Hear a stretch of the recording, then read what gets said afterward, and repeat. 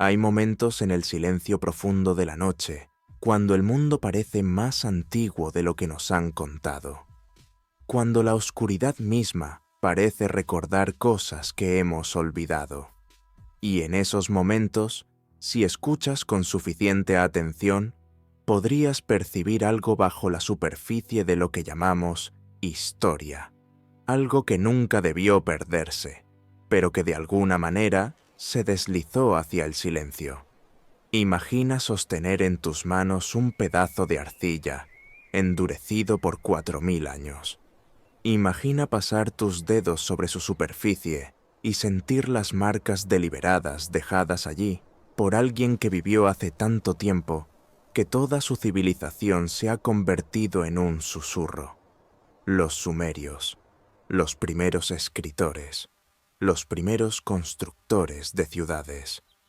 La gente que emergió de las brumas de la prehistoria y nos dio todo lo que reconocemos como civilización: escritura, ley, astronomía, matemáticas, agricultura organizada a una escala que cambió el mundo para siempre. Pero, ¿qué pasaría si esas tablillas de arcilla que dejaron atrás nunca fueron pensadas para ser el comienzo de la historia? ¿Qué pasaría si, presionados en esa arcilla antigua, existieran fragmentos de algo mucho más viejo? Recuerdos que se extendían más allá del borde de lo que podemos probar, hacia edades que ya no podemos ver. ¿Qué pasaría si los sumerios mismos no fueran el origen, sino simplemente los recordadores de un origen que ya había sido olvidado una vez antes? Esta noche, mientras las horas se hacen tardías y el mundo fuera de tu ventana se instala en la quietud, vamos a movernos lentamente a través de una posibilidad que existe justo más allá del alcance de lo que puede probarse. Vamos a considerar que quizás el comienzo de la humanidad no fue lo que nos han enseñado, que quizás, tallada en esas tablillas sumerias, existía una historia diferente, una que hablaba de un tiempo antes del diluvio, antes del olvido, antes de que el mundo fuera moldeado en la forma que ahora reconocemos. Esta no es una historia de certeza. Esta no es una afirmación escrita en el lenguaje de la prueba. Esto es algo más silencioso. Esta es una exploración de lo que los antiguos mismos afirmaban recordar, y lo que esos recuerdos podrían significar si los abordamos no como mitos primitivos, sino como los últimos ecos desvanecientes de algo que alguna vez fue conocido. Déjate asentar, deja que tu respiración se ralentice, porque lo que estamos a punto de explorar requiere un tipo diferente de escucha, el tipo que no se apresura hacia conclusiones, sino que permite que las voces antiguas hablen en su propio ritmo, en su propio tiempo. Las tablillas mismas son objetos notables. Miles y miles de ellas han sido extraídas de la tierra de lo que ahora es Irak, de las ciudades enterradas de Ur, Uruk, Nippur, Eridu. No estaban destinadas a sobrevivir. La arcilla, después de todo, vuelve al polvo, pero el fuego lo cambió todo. Cuando esas ciudades ardieron, las tablillas fueron cocidas hasta la permanencia, transformadas por la catástrofe en algo que podría perdurar a través de milenios. Y así llegan a nosotros ahora, estos pequeños rectángulos de memoria preservada, cubiertos de marcas en forma de cuña que a los eruditos les tomó casi 2 siglos aprender a leer. Cuando finalmente descifraron la escritura, cuando el cuneiforme finalmente entregó sus secretos, lo que emergió fue asombroso. No solo registros contables y transacciones mercantiles, aunque había muchos de esos. No solo códigos legales y proclamaciones reales, sino historias. Historias profundas y elaboradas sobre el comienzo de todas las cosas, sobre la creación de la humanidad, sobre seres llamados los Anunnaki que descendieron de algún lugar más allá del reino terrenal y moldearon el curso de todo lo que siguió. Y aquí es donde debemos movernos con cuidado, donde debemos resistir el impulso de afirmar más de lo que la evidencia permite, porque los sumerios no escribieron estas historias como historia en la forma en que entendemos la historia. Las escribieron como memoria heredada, como tradición sagrada, como cosas que habían sido transmitidas a través de tantas generaciones que su origen se había oscurecido por el tiempo mismo.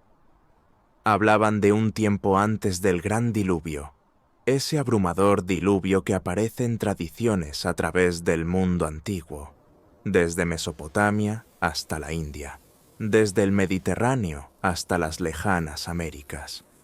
Hablaban de ciudades que existieron en ese tiempo anterior, de conocimiento que había sido preservado, de linajes que se extendían hacia edades que no podemos mapear, y hablaban de los Anunnaki no como invenciones, sino como figuras que una vez caminaron entre la humanidad y luego se retiraron, dejando atrás solo fragmentos, solo trazas, solo el recuerdo lentamente desvaneciente de su presencia.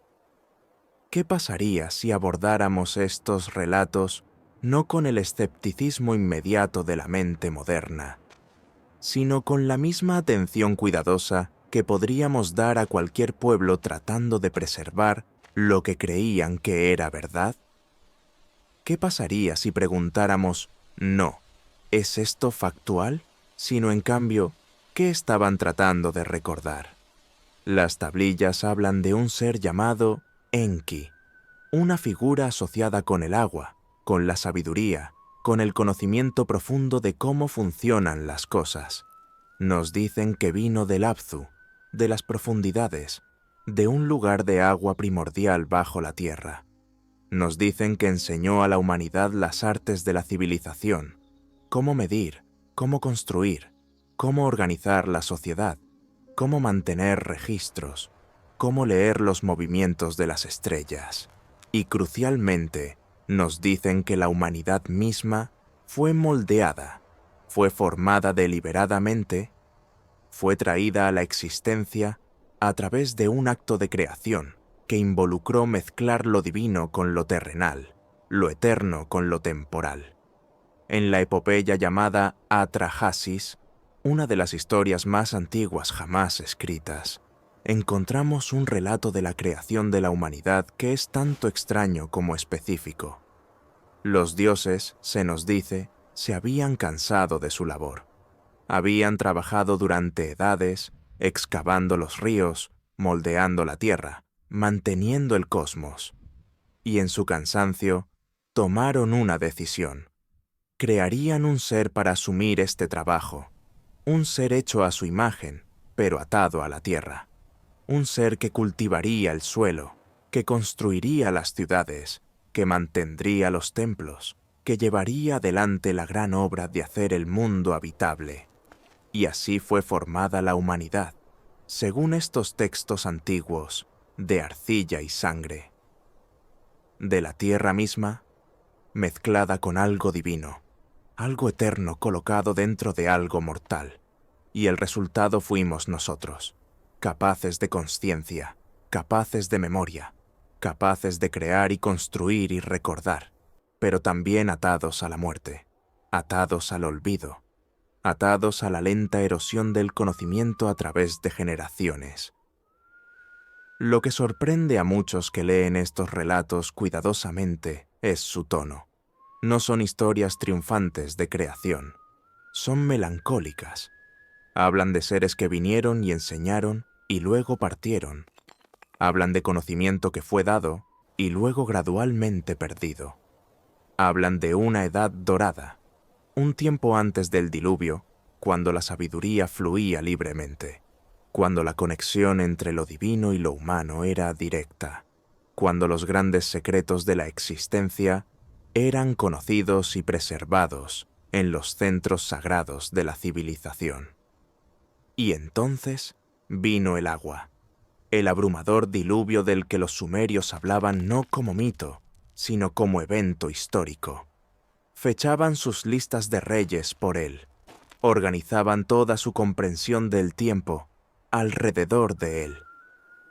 Estaban los reyes que reinaron antes del diluvio, cuyos reinados se extendían a través de lapsos imposibles de tiempo, miles y miles de años cada uno. Y luego estaban los reyes que vinieron después, cuyos reinados se hicieron más cortos, más humanos en escala, más reconocibles para nuestra comprensión moderna de cuánto debería durar una vida humana. El diluvio, decían, había sido un acto deliberado, una limpieza, un reinicio, un momento cuando el mundo fue deshecho y luego rehecho. Y solo unos pocos habían sido advertidos. Solo a unos pocos se les había dado el conocimiento para sobrevivir. En el relato sumerio, fue Ziusudra quien recibió la advertencia. En la versión babilónica posterior, fue Utnapishtim, pero la estructura de la historia permaneció consistente a través de los relatos. Un hombre justo, elegido para preservar la vida, dado instrucciones precisas para construir una embarcación que pudiera resistir las aguas venideras.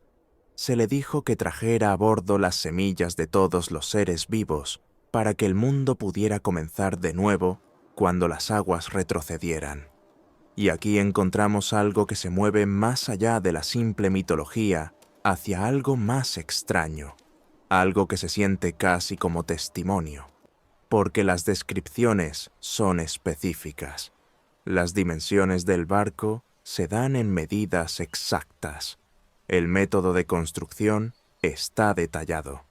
El sellado de la embarcación con betún, la disposición de las cubiertas, la selección de animales y plantas. Estos no son los gestos vagos de la creación de mitos. Estos se leen como instrucciones, como especificaciones técnicas, como el tipo de conocimiento que alguien podría preservar si necesitara desesperadamente que las generaciones futuras recordaran exactamente cómo se hizo. ¿Qué pasaría si los sumerios no estuvieran inventando esta historia, sino heredándola? ¿Qué pasaría si en algún lugar del pasado profundo, más allá del alcance de nuestra evidencia arqueológica actual, algo hubiera sucedido realmente? Algún evento catastrófico que abrumó el mundo conocido, que ahogó los centros de la civilización temprana, que obligó a la humanidad a comenzar de nuevo desde supervivientes dispersos, que llevaban con ellos solo fragmentos de lo que había sido conocido antes? El registro geológico habla de tales eventos. Sabemos ahora que el final de la última era de hielo, hace aproximadamente 12.000 años, trajo consigo aumentos dramáticos del nivel del mar a medida que las grandes capas de hielo se derretían. Sabemos que las costas fueron ahogadas, que los valles de los ríos fueron inundados, que paisajes enteros desaparecieron bajo aguas que se elevaron más alto y más rápido de lo que cualquier vida humana podría haber anticipado. Sabemos que si la civilización humana temprana se hubiera concentrado a lo largo de antiguas costas, ahora sumergidas bajo cientos de pies de océano, no tendríamos casi ningún rastro de ella. La evidencia habría sido arrastrada, enterrada bajo sedimento marino, perdida en la misma catástrofe que los mitos describen. Pero los sumerios afirmaban recordar más que solo el diluvio. Afirmaban recordar lo que vino antes de él. Preservaron listas de reyes que se extendían hacia ese mundo antediluviano, ese tiempo antes de que vinieran las aguas, y los reinados que registraron para esos reyes antiguos son extraordinarios. Alulim, el primer rey de Eridu, se dice que gobernó durante 28.800 años. Al-Aljar, quien lo siguió, gobernó durante 36.000 años. Una y otra vez la lista continúa, con longitudes de reinado que parecen imposibles, que desafían todo lo que entendemos sobre la esperanza de vida humana y la cronología histórica. La erudición moderna ha luchado con estos números. Algunos han sugerido que eran simbólicos, que representaban algo distinto de años literales, quizás meses, quizás estaciones, quizás algún otro sistema de medición del tiempo que ya no entendemos. Otros han propuesto que estas eran longitudes dinásticas, que cada nombre representaba no un individuo, sino una sucesión de gobernantes, un linaje que mantuvo el poder durante generaciones. Otros más simplemente las han descartado como exageración mitológica, como la tendencia de los pueblos antiguos a proyectar grandeza imposible sobre su pasado distante. Pero, ¿qué pasaría si las abordamos de manera diferente? ¿Qué pasaría si consideráramos que los sumerios estaban tratando de preservar una memoria de tiempo que funcionaba de manera diferente a como lo hace ahora? Que estaban alcanzando hacia una edad cuando algo sobre la existencia humana era fundamentalmente diferente de lo que se convirtió después del diluvio, después de la catástrofe, después del gran olvido.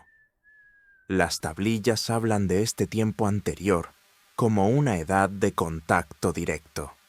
Los Anunnaki nos dicen, caminaron entre la humanidad, enseñaron abiertamente. La división entre el reino divino y el reino terrenal aún no estaba fijada, aún no era final. El conocimiento fluía libremente de aquellos que lo poseían a aquellos que estaban aprendiendo. Las grandes artes de la civilización, agricultura, metalurgia, astronomía, matemáticas, la escritura misma, no fueron lentamente descubiertas a través de prueba y error, sino transmitidas, enseñadas, dadas como regalos de aquellos que ya sabían. Y entonces algo cambió.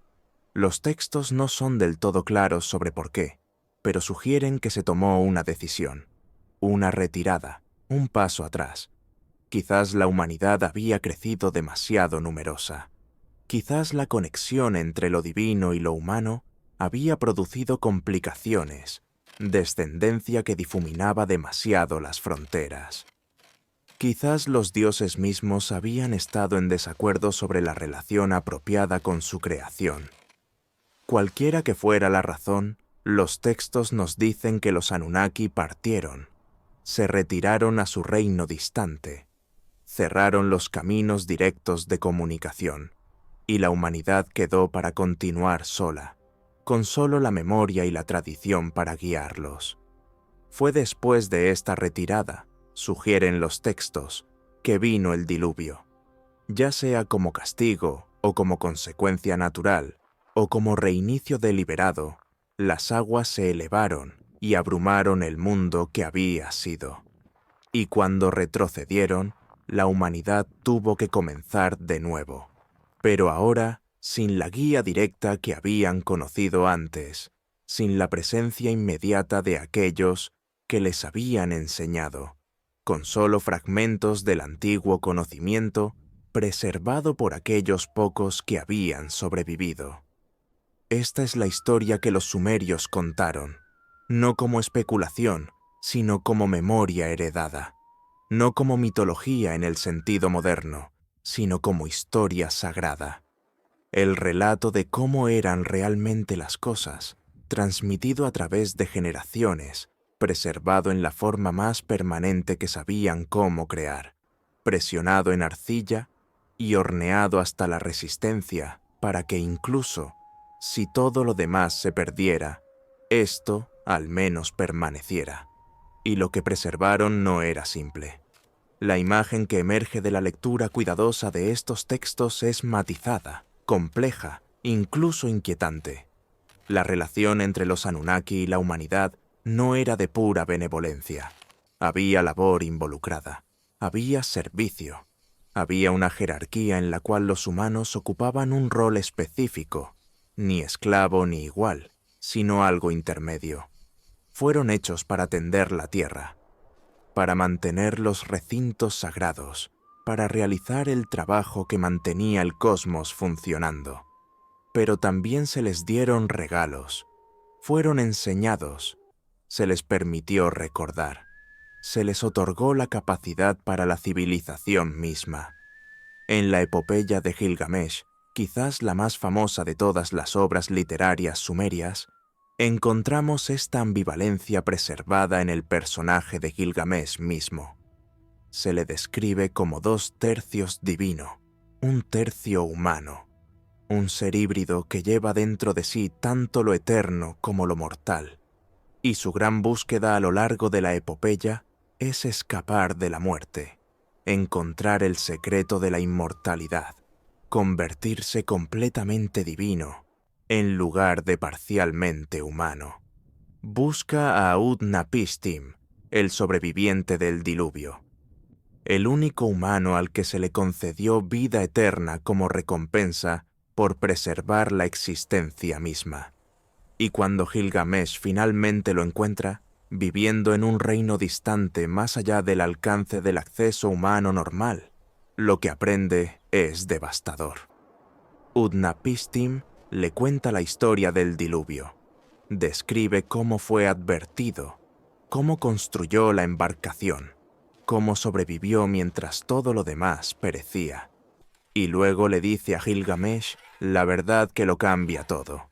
La inmortalidad le fue concedida como una excepción única, un regalo único que nunca se repetiría.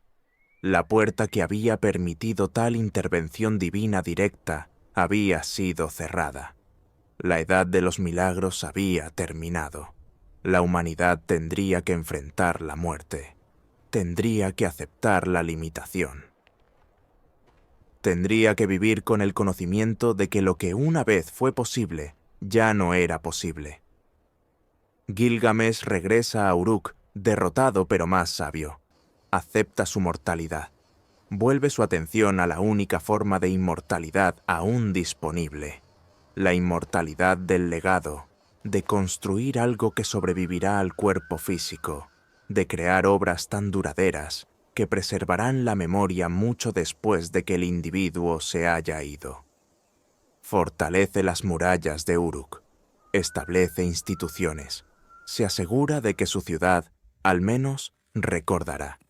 Y en este giro, en esta aceptación, vemos quizás el significado más profundo de lo que los sumerios estaban tratando de preservar. No estaban afirmando que los Anunnaki todavía caminaban entre ellos. No estaban sugiriendo que la edad del contacto directo continuaba en su presente. Estaban haciendo algo más melancólico y más humano. Estaban recordando una edad que había terminado, preservando el relato de un tiempo cuando las cosas eran diferentes, manteniendo la tradición para que las generaciones futuras supieran que la humanidad no siempre había estado tan aislada como ahora parecía, que una vez hubo maestros, guías, seres que se preocuparon lo suficiente como para moldear e instruir y preservar. La ciudad de Eridu tiene una significancia particular en esta memoria antigua.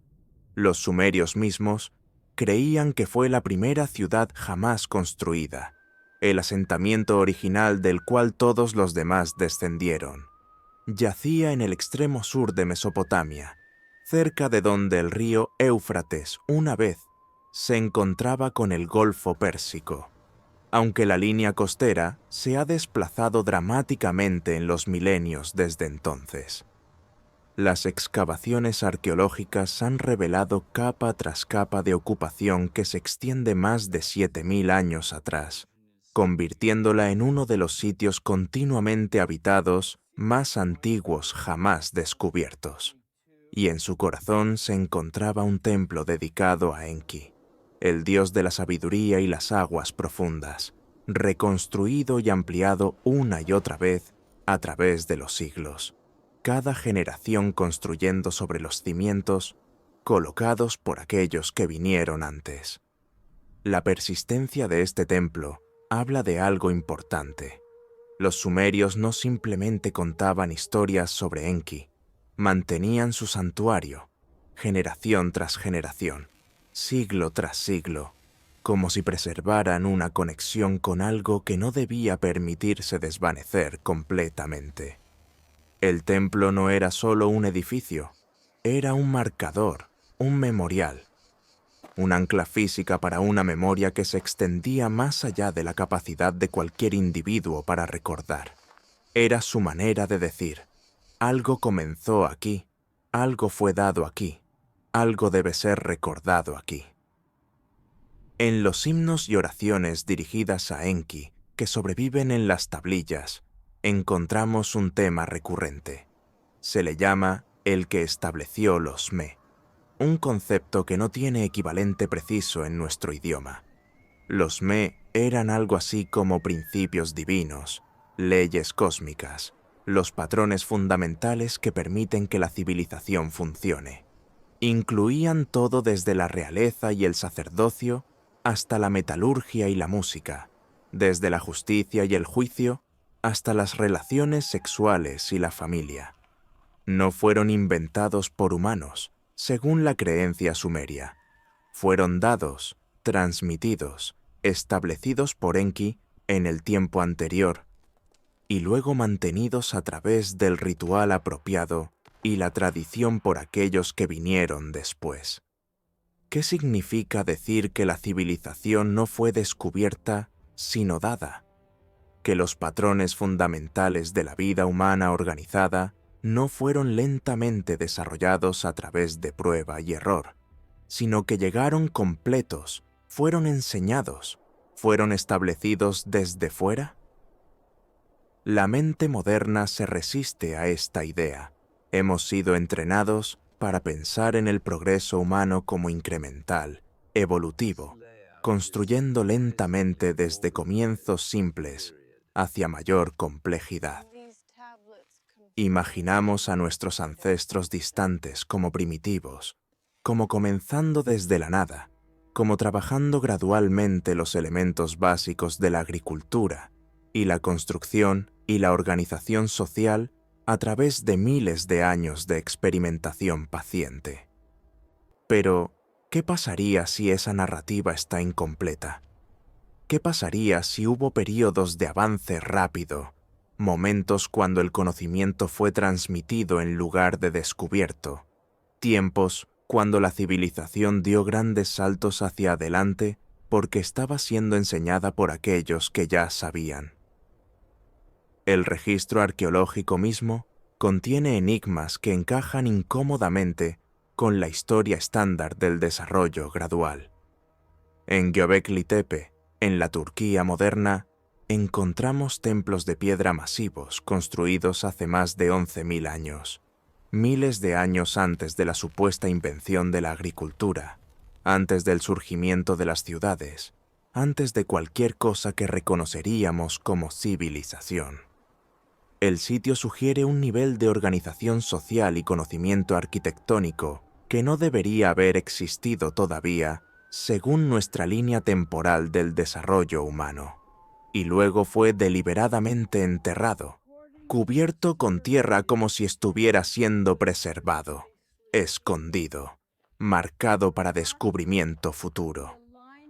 Los sumerios hablaban de tales sitios, aunque no con los nombres que les damos ahora. Hablaban de lugares sagrados de antes del diluvio, de templos que habían sido establecidos en los primeros tiempos y luego restaurados después de que las aguas retrocedieran.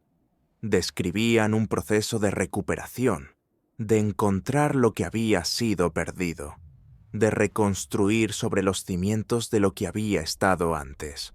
Su propia civilización implicaban, no era un comienzo, sino un recordar, no un origen, sino una restauración de algo más antiguo. Quizás es por esto que sus textos tienen tal cualidad de melancolía, tal sentido de tardanza, tal conciencia de estar separados de algo que una vez fue más completo. No estaban afirmando ser los creadores de la civilización, estaban afirmando ser sus herederos, sus preservadores, sus transmisores fieles a quien sea que pudiera venir después. Escribieron con la consciencia de personas viviendo en un eco, tratando de evitar que ese eco se desvaneciera en silencio.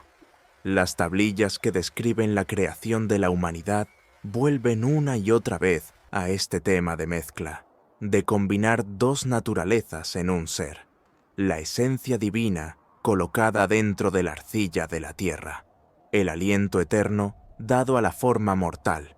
El resultado fue una criatura capaz de conciencia, de memoria, de comprensión, pero también atada a la muerte, a la limitación, al olvido. Era esta paradoja la que definía la existencia humana según el pensamiento sumerio. Llevamos dentro de nosotros algo que recuerda la eternidad, pero vivimos en cuerpos que vuelven al polvo. Poseemos consciencia lo suficientemente vasta como para contemplar el cosmos, pero nuestras vidas individuales parpadean y se apagan en lo que parecen momentos, cuando se miden contra los grandes lapsos de tiempo. Y si este relato fuera solo mitológico, solo simbólico, podríamos leerlo como pueblos antiguos, tratando de explicar el misterio de la consciencia, la extrañeza de ser conscientes de que somos conscientes. Pero los sumerios insistían en que estaban preservando algo más específico que eso. Proporcionaban nombres, linajes, ubicaciones, fechaban eventos. Describían un proceso que no era místico o abstracto, sino concreto, involucrando seres específicos, en lugares específicos, en tiempos específicos en el pasado distante. Escribieron como personas, registrando lo que les había sido transmitido como historia real, como cosas que sucedieron, como el verdadero relato de los orígenes humanos, incluso si ese relato ahora era antiguo, ahora estaba rodeado por la niebla de milenios transcurridos. Ahora era difícil de probar, pero sin embargo se creía que era verdad.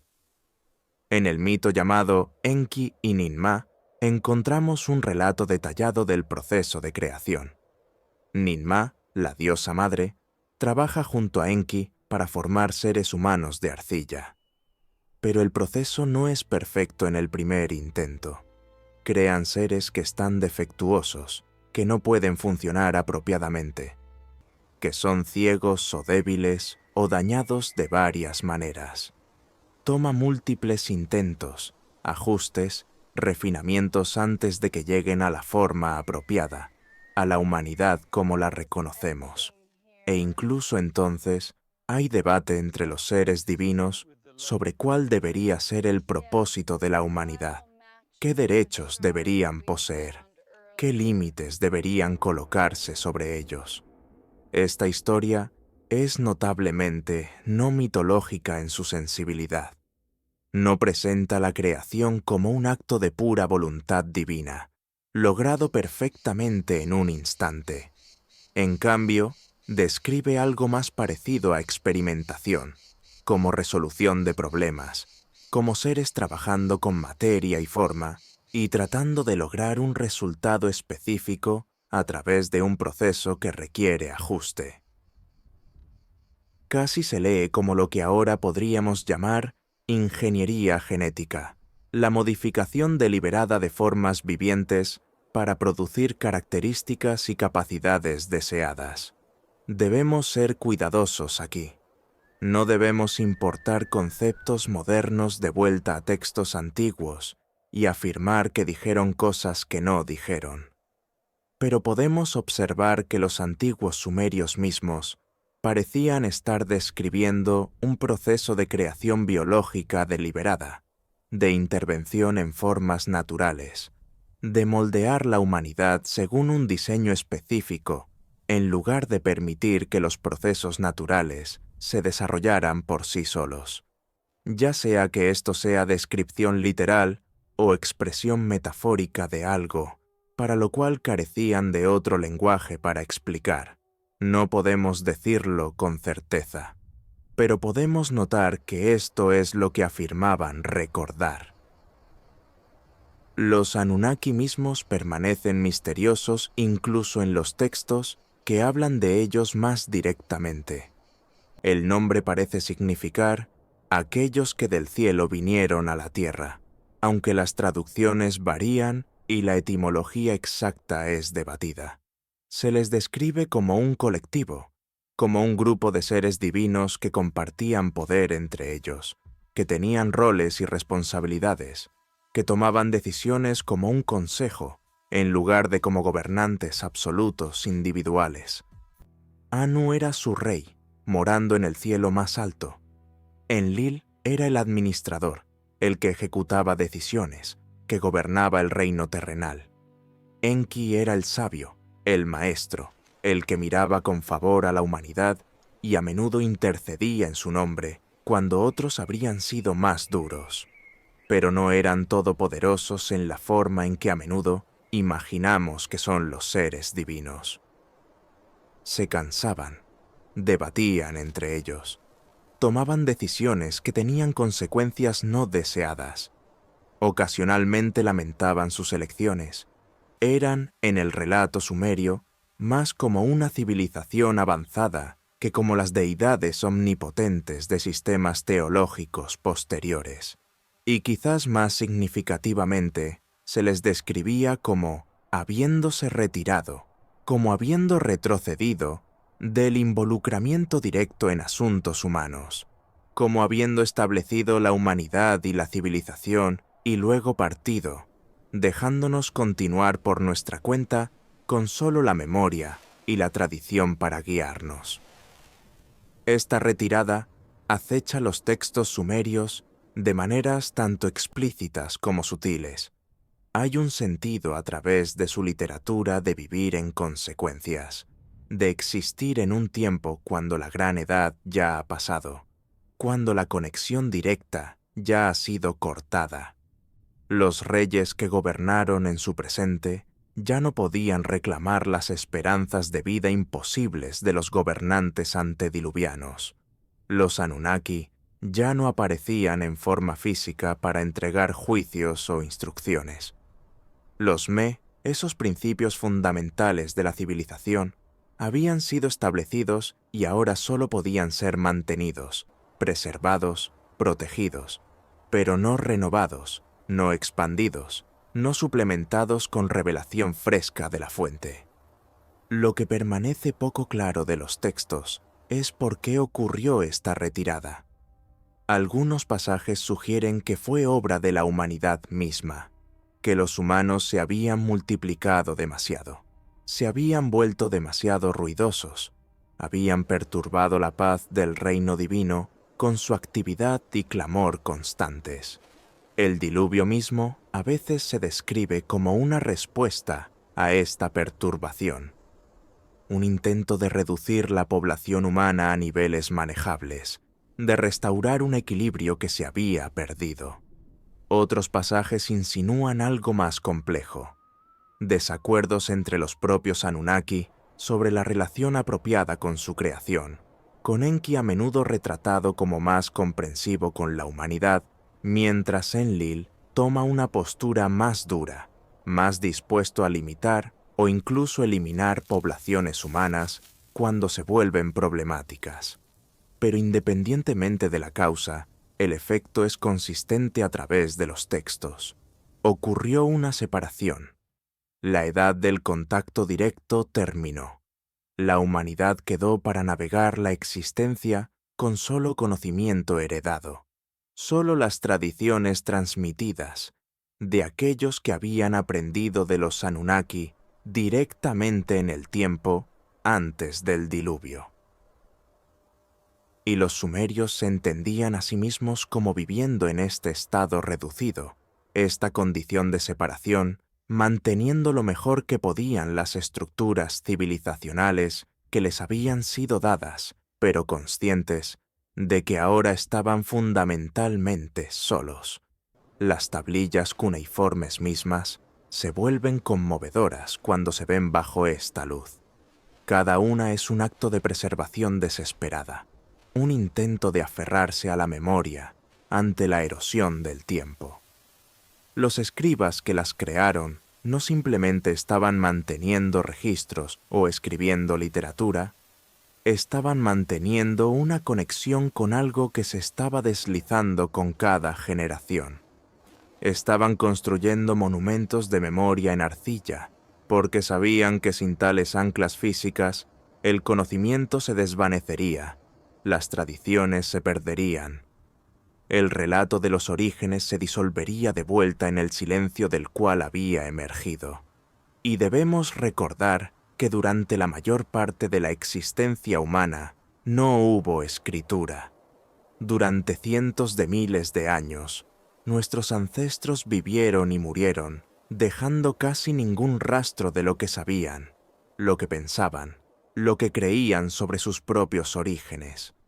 Todo dependía de la tradición oral, de la memoria pasada de generación en generación, de historias contadas alrededor de fogatas en la oscuridad.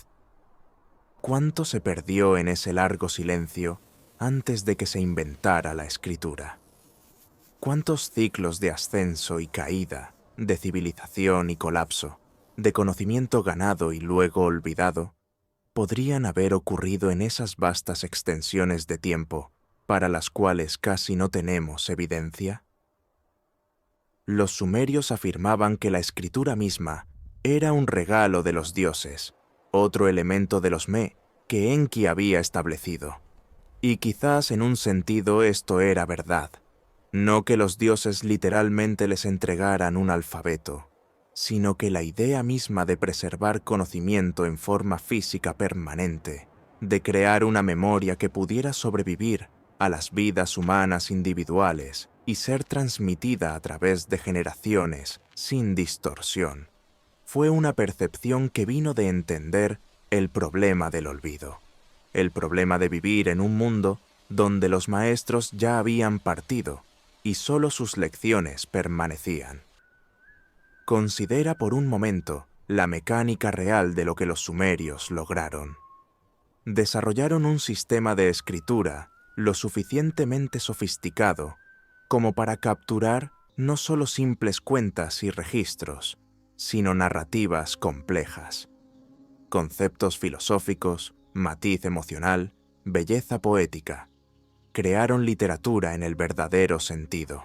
Historias destinadas a ser leídas y releídas, a ser contempladas, a ser transmitidas como herencia a edades futuras. Y hicieron esto no gradualmente a lo largo de milenios, sino relativamente rápido, dentro de un lapso de unos pocos siglos. Las primeras tablillas escritas son crudas, marcas simples denotando cantidades de grano o ganado. Pero dentro de unos pocos cientos de años, el sistema había evolucionado hasta el punto donde podía capturar la complejidad completa de la epopeya de Gilgamesh. Podía preservar relatos detallados de creación y diluvio. Podía registrar himnos y oraciones que todavía resuenan con profundidad emocional y espiritual miles de años después de que fueron compuestos. Este desarrollo rápido sugiere algo más allá de la mera innovación gradual. Sugiere propósito, urgencia, una necesidad impulsora de poner estas cosas por escrito antes de que se perdieran, como si los sumerios se entendieran a sí mismos, trabajando contra el tiempo, corriendo para preservar en forma permanente las memorias que ya estaban comenzando a desvanecerse de la tradición viva. En la lista real sumeria, ese extraño documento que registra los reinados de gobernantes tanto antes como después del diluvio, hay una frase que aparece repetidamente. Entonces el diluvio barrió. Después de enumerar los reyes antediluvianos con sus imposibles longitudes de reinado, después de documentar las ciudades donde la realeza había sido establecida en ese tiempo más antiguo, el texto simplemente declara este hecho y luego comienza de nuevo con los reyes que vinieron después. No hay descripción extensa de la catástrofe, no hay relato detallado de la destrucción. Solo este simple reconocimiento. El diluvio vino, todo cambió, y ahora estamos en el tiempo posterior.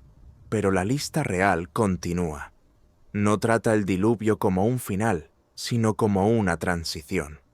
después de que el diluvio hubo barrido, y la realeza hubo descendido del cielo una vez más, la realeza estaba en Kish. La implicación es clara. El patrón de civilización que había sido establecido antes del diluvio fue reestablecido después de él. La realeza descendió de nuevo. La autorización divina para la organización social humana fue renovada. La vida continuó, pero en una forma disminuida, con reinados más cortos, con menos involucramiento divino directo, con la humanidad ahora requerida para mantener por sí sola lo que previamente había sido mantenido con asistencia directa. Este patrón de descenso y reestablecimiento aparece a través del mundo antiguo. La tradición egipcia hablaba de un tiempo de los dioses, seguido por un tiempo de semidioses, seguido por las dinastías históricas de reyes humanos. La tradición griega preservaba memorias de múltiples edades: oro, plata, bronce, hierro, cada edad sucesiva representando una partida adicional de la perfección de los orígenes. La cosmología hindú describía vastos ciclos de tiempo durante los cuales la consciencia y la civilización subían y caían,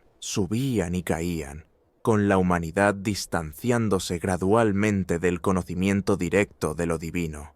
Estas no son tradiciones idénticas, vienen de diferentes culturas, diferentes idiomas, diferentes circunstancias históricas, pero comparten una estructura común: la idea de que la condición presente de la humanidad representa una caída desde algo más completo que existió en el pasado distante. Los sumerios fueron quizás únicos en la especificidad con la que trataron de preservar los detalles de esta condición anterior. Nombraron las ciudades antediluvianas: Eridu, Bat-Tibira, Larak, Sipar, Shuruppak. Describieron las instituciones que habían funcionado en esos lugares. Registraron los nombres de los gobernantes que las habían gobernado.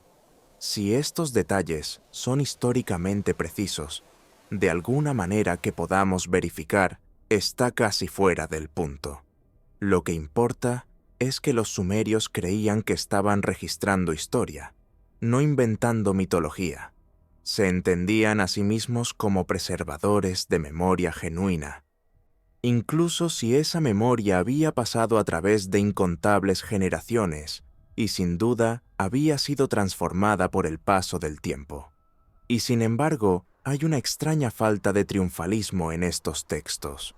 Si los sumerios simplemente estuvieran inventando un pasado glorioso para glorificarse a sí mismos, podríamos esperar narrativas más heroicas, más énfasis en el logro y la grandeza humanos.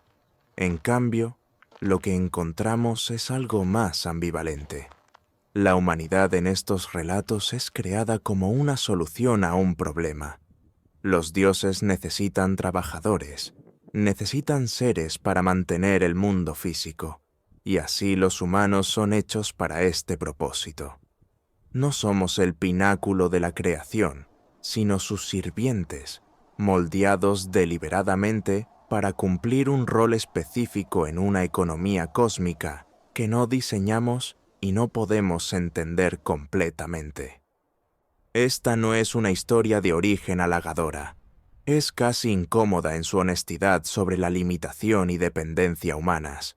Y quizás esta incomodidad misma es evidencia de autenticidad, evidencia de que los sumerios estaban tratando de preservar algo que creían que era verdad, incluso cuando esa verdad no era particularmente ennoblecedora, incluso cuando sugería que el lugar de la humanidad en el cosmos era más humilde de lo que podríamos preferir imaginar. Las tablillas hablan de la creación de la humanidad ocurriendo en el Apsu, las profundidades acuosas, el reino primordial de Enki. Este reino se describe como existente bajo la tierra, un vasto océano subterráneo, del cual fluyen todas las aguas terrestres. La geología moderna nos dice que, de hecho, hay enormes reservas de agua profundamente dentro de la corteza terrestre. Agua que ha estado allí desde la formación del planeta. Agua que alimenta manantiales y ríos y pozos desde fuentes ocultas abajo. ¿Los antiguos sumerios de alguna manera sabían esto? ¿O es esto simplemente coincidencia? ¿Una imagen mitológica que resulta alinearse con la realidad física? No podemos saberlo con certeza, pero podemos observar que el conocimiento sumerio de ingeniería hidráulica era notablemente sofisticado. Construyeron sistemas de irrigación complejos, manejaron el flujo de agua a través de vastas llanuras agrícolas, entendieron el comportamiento de los ríos y las inundaciones estacionales, de maneras que les permitieron sostener ciudades de decenas de miles de personas en un ambiente que de otra manera habría sido inhóspito. Esto no fue conjetura primitiva. Esto fue conocimiento aplicado de hidrología, de principios de ingeniería, de planificación y mantenimiento a largo plazo, y atribuyeron los orígenes de este conocimiento a Enki, al que vino de las profundidades, que entendía el agua en todas sus formas, que enseñó a la humanidad cómo trabajar con ella, en lugar de simplemente estar a su merced. Hay una tablilla, dañada y fragmentaria, que describe el viaje de Enki a través del mundo, después de la creación de la humanidad, visitando cada ciudad y región a su vez, y estableciendo allí los específicos apropiados para ese lugar. A Sumer mismo le dio agricultura y ganadería. A otras regiones le dio diferentes regalos, navegación a aquellos cerca de la costa, metalurgia a aquellos cerca de depósitos de mineral, comercio a aquellos situados en encrucijadas. El texto se lee casi como un relato de alguien deliberadamente esparciendo civilización, moviéndose de lugar en lugar con intención, distribuyendo conocimientos según condiciones y capacidades locales. No como un dios en el sentido abstracto, sino como un maestro, un guía, una figura que entendía tanto las necesidades de diferentes comunidades humanas como los recursos disponibles para satisfacer esas necesidades. ¿Qué tipo de ser hace esto? ¿Qué tipo de entidad tomaría tal cuidado en establecer la civilización humana? ¿Invertiría tal esfuerzo en enseñar y organizar y distribuir conocimiento? Los sumerios no tenían vocabulario para lo que podríamos llamar civilizaciones extraterrestres o terrestres altamente avanzadas. Solo tenían el lenguaje religioso de su tiempo, dioses, seres divinos, aquellos que descendieron del cielo.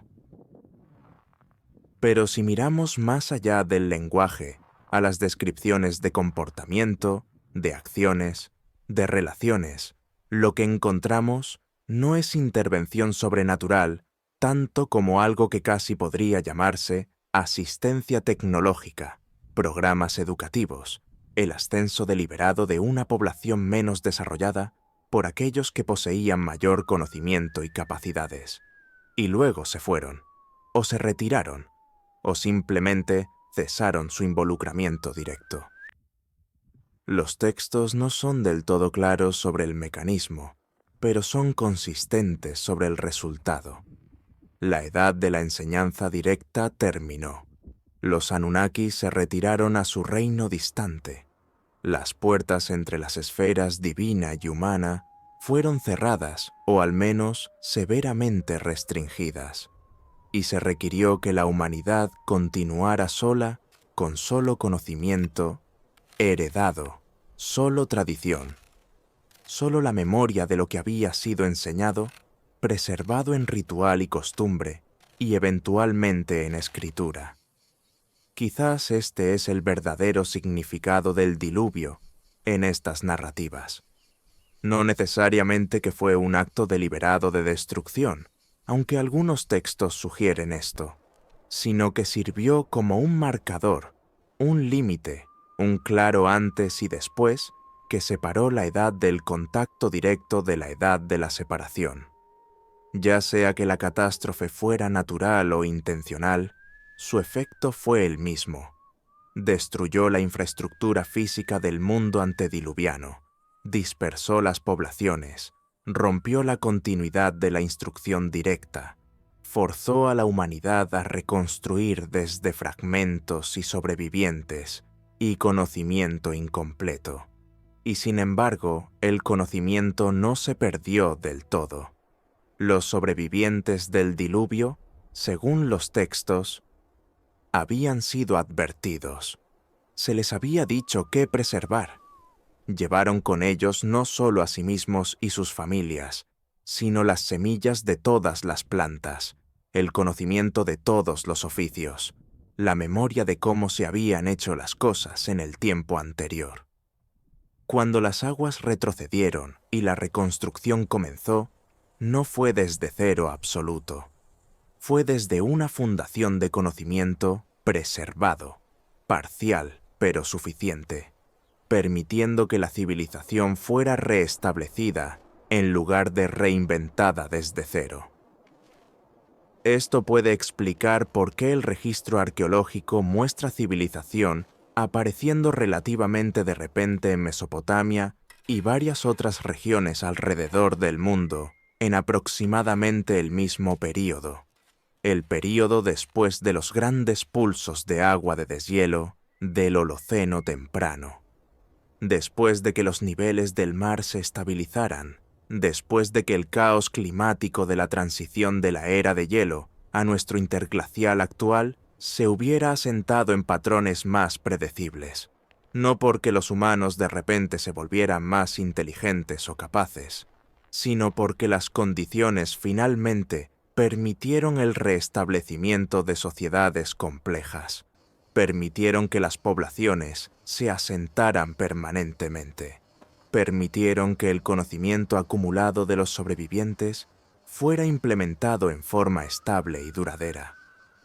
Los sumerios se entendían a sí mismos como viviendo en esta civilización reestablecida.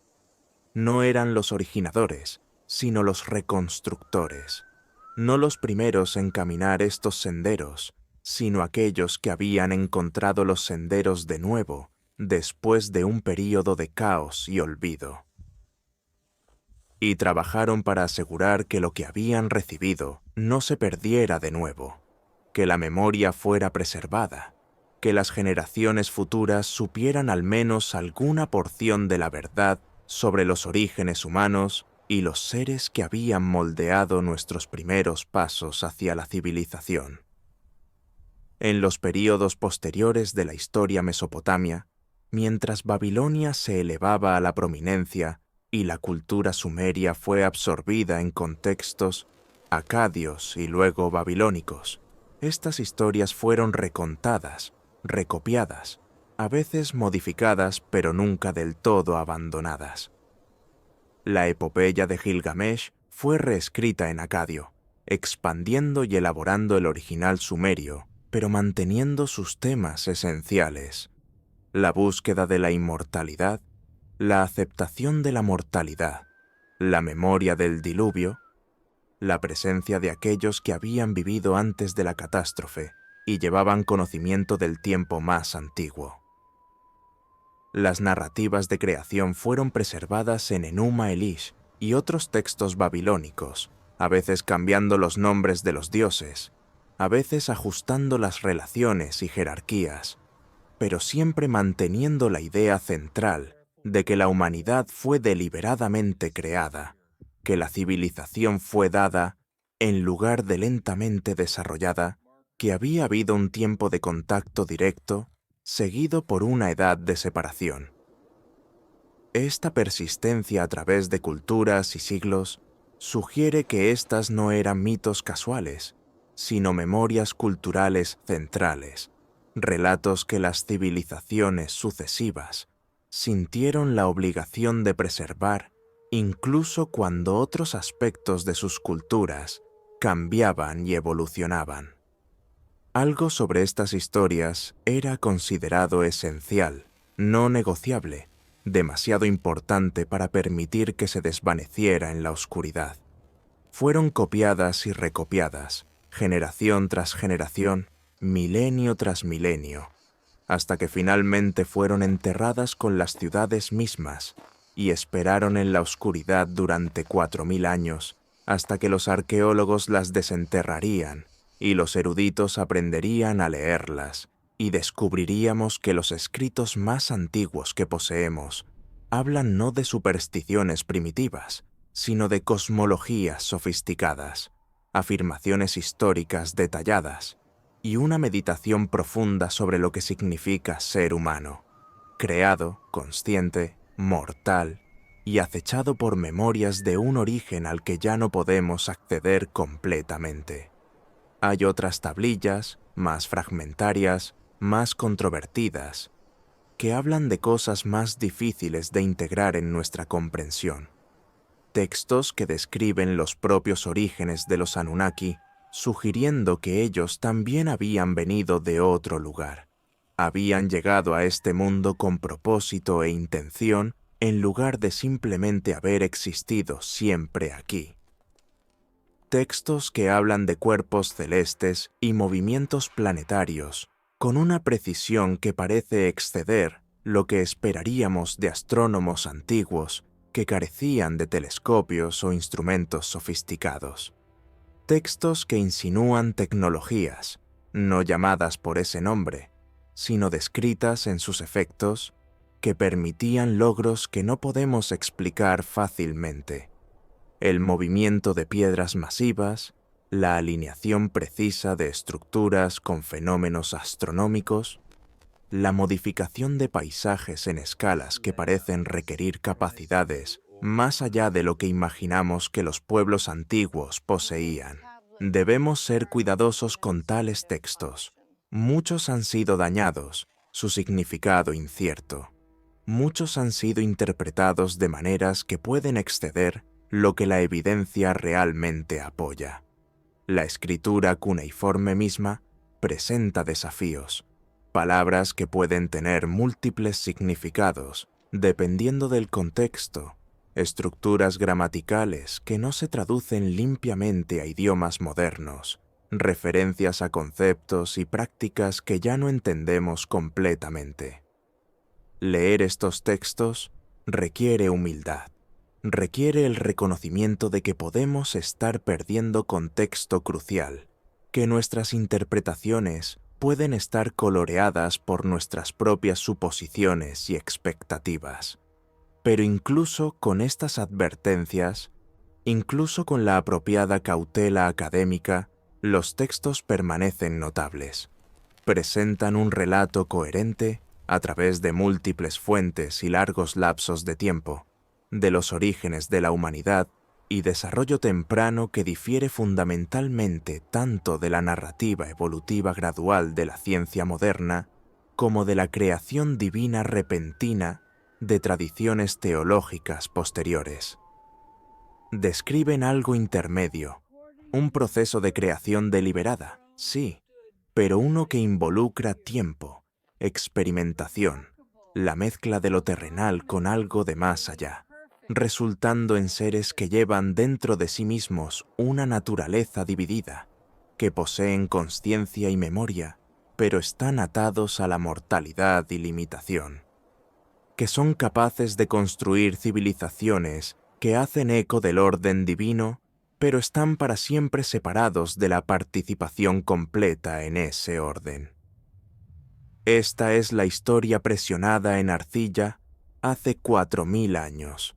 Esto es lo que los sumerios creían que necesitaban preservar, no como mitología, no como ficción entretenida, sino como el relato real de cómo llegó a ser la humanidad, recordado a través de incontables generaciones, mantenido a través de ritual y tradición, finalmente escrito cuando la escritura se hizo posible, preservado a través de catástrofe y cambio cultural hasta que pudiera alcanzarnos aquí, ahora, en las horas profundas de la noche, cuando el mundo está lo suficientemente silencioso como para escuchar voces del pasado antiguo, hablando de orígenes, de creación, de seres que vinieron y enseñaron, y luego partieron, dejándonos continuar solos con solo sus regalos y su memoria para guiarnos hacia adelante a través del tiempo. Y así, volvemos a donde comenzamos, al silencio de la noche, al peso del tiempo profundo presionando contra nuestra comprensión, a la sensación de que quizás la historia que nos han contado sobre nosotros mismos está incompleta, que quizás hay capas bajo la superficie que aún no hemos descubierto completamente. Las tablillas sumerias descansan ahora en museos, detrás de vidrio, sus marcas cuneiformes todavía visibles después de todos estos milenios. Han sobrevivido a las ciudades que las produjeron, sobrevivido a los idiomas que primero las leyeron, sobrevivido a imperios y religiones y formas enteras de entender el mundo. Perduran porque la arcilla, cuando se cuece, se vuelve casi indestructible. Perduran porque alguien hace mucho tiempo creyó que las memorias presionadas en ellas valían la pena preservar a cualquier costo. No podemos decir con certeza qué sucedió realmente en las profundidades del tiempo antes de que la historia comenzara su mantenimiento de registros. No podemos probar que seres llamados los Anunnaki caminaron entre la humanidad temprana y les enseñaron los fundamentos de la civilización. No podemos verificar que hubo una edad antes del diluvio, cuando la relación entre lo divino y lo humano era diferente de lo que es ahora, cuando el conocimiento fluía más libremente, cuando las fronteras entre reinos estaban menos firmemente fijadas. Pero podemos decir esto, los sumerios lo creían. Estructuraron toda su comprensión de la existencia alrededor de estas memorias. Construyeron templos para mantener la conexión con aquellos que se habían retirado. Preservaron listas de reyes y relatos de creación y narrativas de diluvio con una consistencia y seriedad que sugiere que se entendían a sí mismos no como creadores de mitos, sino como guardianes de memoria, no como inventores de historias, sino como el último eslabón en una cadena de transmisión que se extendía más allá del alcance de la prueba hacia edades que apenas podemos imaginar. Y quizás eso es suficiente. Quizás el significado no radica en si podemos verificar cada detalle, sino en reconocer que nuestros ancestros estaban tratando de decirnos algo importante sobre los orígenes, sobre la creación, sobre la fuente del conocimiento que hizo posible la civilización. Estaban alcanzando a través del abismo del olvido, tratando de preservar los fragmentos que pudieran agarrar de algo más antiguo, algo que se había deslizado pero no había desaparecido del todo, algo que todavía resonaba en las estructuras de sus ciudades, en los patrones de sus rituales, en las historias que no permitirían que murieran. La noche se profundiza, las voces antiguas se vuelven más silenciosas, pero no desaparecen del todo. Permanecen allí, presionadas en arcilla, esperando en la oscuridad, susurrando a través de milenios a cualquiera dispuesto a escuchar con suficiente atención, a cualquiera dispuesto a considerar que quizás, solo quizás, el comienzo de la humanidad no fue del todo lo que hemos asumido, que quizás fuimos moldeados por manos que ya no recordamos, enseñados por voces que ya no podemos oír, dados regalos cuyos orígenes hemos olvidado, pero cuyos efectos permanecen con nosotros todavía. Deja que el silencio se asiente ahora. Deja que el misterio permanezca. Deja que las tablillas de arcilla guarden sus secretos y sus sugerencias, sus fragmentos y sus memorias, su testimonio desde el borde del tiempo sobre quiénes éramos, quién nos hizo y qué hemos llevado adelante a través de todas las largas edades, desde que los maestros partieron y nos dejaron recordar solos.